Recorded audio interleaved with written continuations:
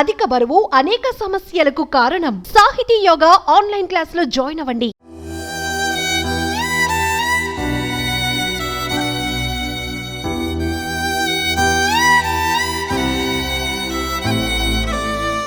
హైదరాబాద్లోని శివాని ఉమెన్స్ కాలేజీలో ఒక విద్యార్థిని అర్ధాంతరంగా ఇంట్లో ఆత్మహత్యకు పాల్పడింది. అయితే తన పేరు భీమగాని గంగోత్రి.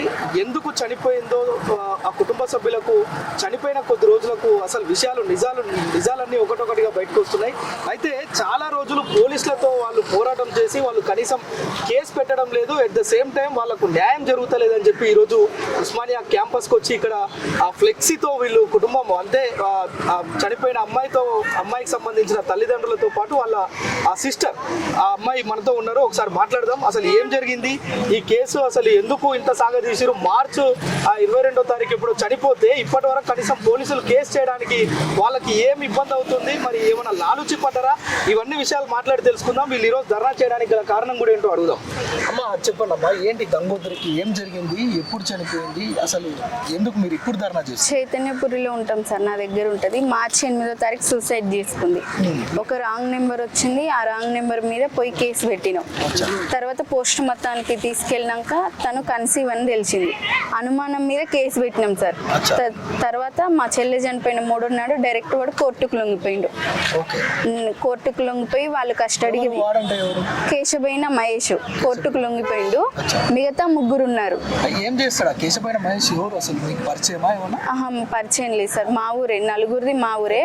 మెయిన్ పాతర్లపాడు, సూర్యాపేట జిల్లా ఆత్మకూరు మండలం పాతర్లపాడు. మీ ఊరికి సంబంధించిన మా ఊరికి సంబంధించిన వ్యక్తి. అంటే ఇద్దరికి మధ్య ప్రేమ అలాంటిది ఏం లేదు సార్. వాడికి పెళ్ళై కూడా 1 ఇయర్ అవుతుంది. తనది కూడా లవ్ మ్యారేజే. పెళ్ళై 1 ఇయర్ అవుతుంది. తర్వాత చెల్లెని ఇంటికి తీసుకొచ్చినాక వాడు కోర్టుకు లొంగిపోయిండు. నా వల్లనే చనిపోయింది, నా వల్లనే కన్సీవ్ అయింది, నేనే బెదిరించిన, 7వ తారీఖు వద్దన్న, 8వ తారీఖు సూసైడ్ చేసుకొని చనిపోయిందని స్టేట్మెంట్ లో రాసి ఇచ్చిండు. మ్యారేజ్ అయింది సార్. మరి తను ప్రేమ పేరుతో ఏమన్నా చేసిందా, ఎట్లా? అదే ఏం అర్థం కావట్లేదు సార్. బెదిరించి ఇట్లా మోసం చేసిండు అనేది తెలుస్తుంది మాకు. తన మీద కంప్లైంట్ ఇచ్చినాం సార్. మీరు చనిపోయిన తర్వాత డైరెక్ట్ అంటే మేము కేసు పెట్టినాం సార్. అనుమానం అని డైరెక్ట్ వాడు లొంగిపోయిండు కోర్టుకి.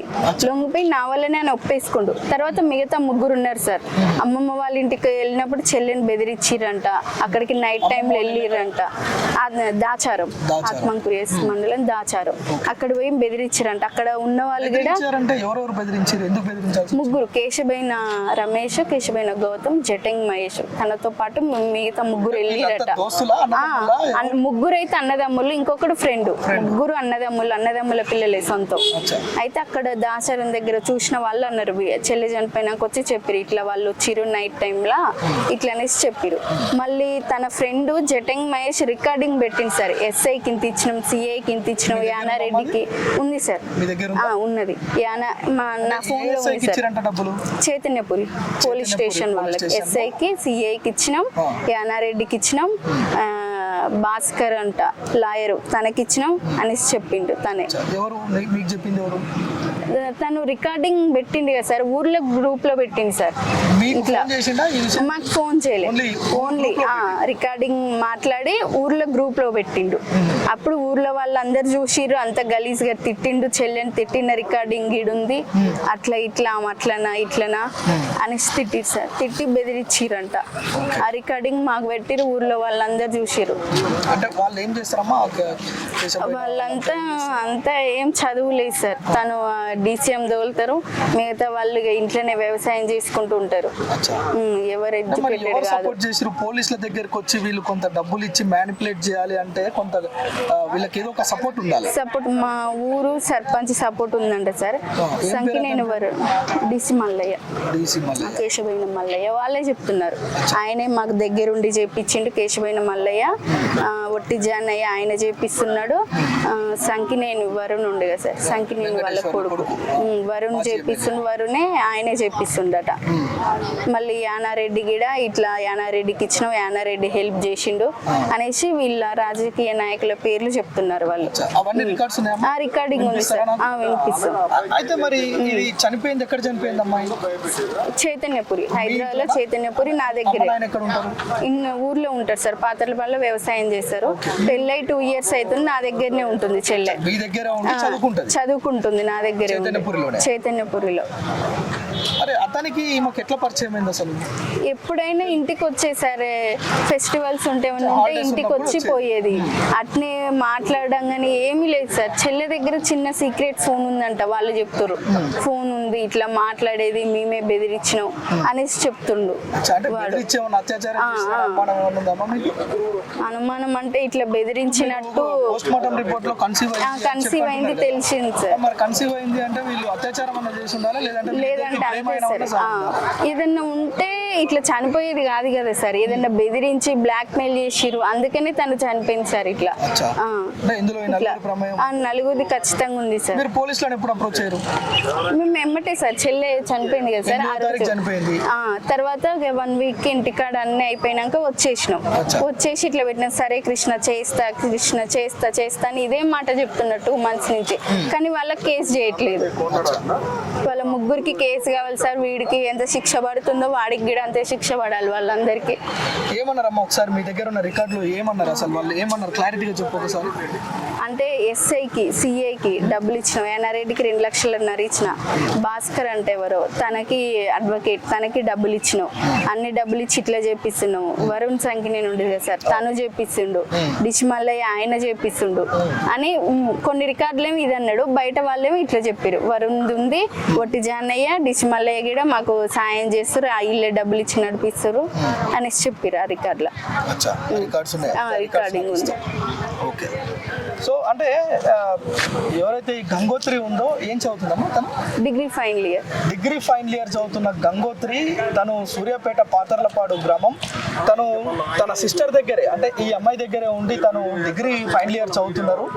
ఆ చదువుతున్న క్రమంలో ఇంటికి వెళ్ళి వచ్చే క్రమంలో అక్కడ ఉన్న వాళ్ళు పరిచయం అయ్యారా, లేదంటే బెదిరించి అత్యాచారం జరిపారో విషయాలు ఏంటి వీళ్ళకి తెలియదు.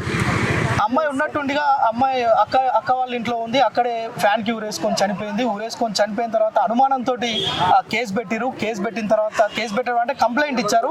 కంప్లైంట్ ఇచ్చిన తర్వాత నిజ నిర్ధారణ చేయాల్సిన పోలీసులు నిమ్మకు నెరెత్తినట్లు వ్యవహరిస్తున్నారు. చైతన్యపురి పోలీస్ స్టేషన్ ఎస్ఐకి, సిఐకి, అక్కడ ఒక అడ్వకేట్ కి, వీళ్ళ ముగ్గురికి కూడా డబ్బులు ఇచ్చి మేనేజ్ చేసినాం, మీరు మమ్మల్ని ఏం చేయలేరు అని చెప్పి ఒక దుర్మార్గమైన వీడియో వీళ్ళ ఊరి గ్రూప్ లో వేశారంట. ఊరి గ్రూప్ లో వేయడం అంటే ఏంటంటే ఊరందరి దగ్గర ఈ కుటుంబాన్ని బ్లేమ్ చేయడం, లేదంటే అమ్మాయిని గలీజ్ చేయడం. సో ఆ కుటుంబం ఇప్పుడు తలకా ఎత్తుకోలేని పరిస్థితి ఊర్లో.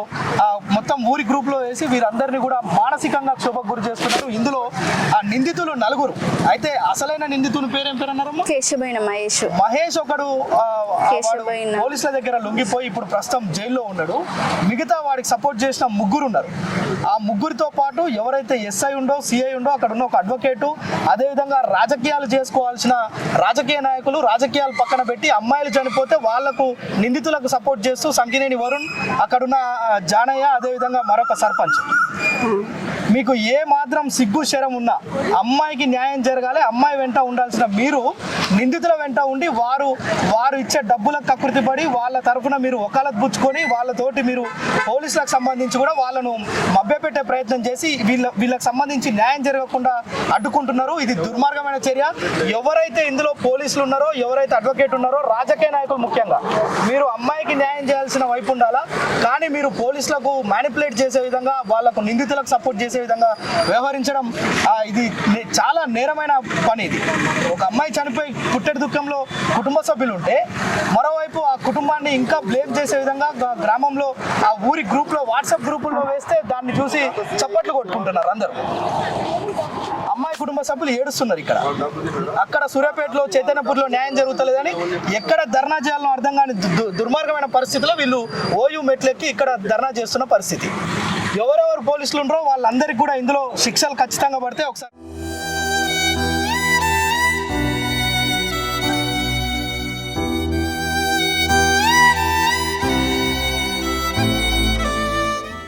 సుమన్ టీవీలో మీ పర్సనల్ అండ్ బిజినెస్ ప్రమోషన్స్ కోసం కింది నెంబర్కి కాంటాక్ట్ చేయండి.